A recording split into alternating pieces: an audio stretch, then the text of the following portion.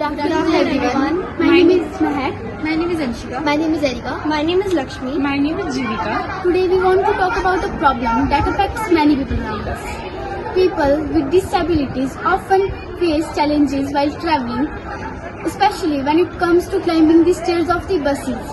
Here in Himachal Pradesh, people often faces these challenges and there is no facilities. Imagine having to struggle to climb the stairs of a bus, feeling anxious and uncertain about your safety.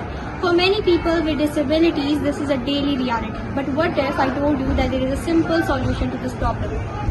Introducing the bus light, a new feature that can be installed on every bus.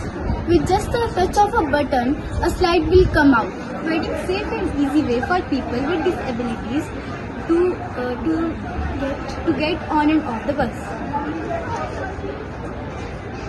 This is a game changer for pregnant women and people with disabilities. So let's work together to make a difference. Let's install bus lights on every bus. Thank you.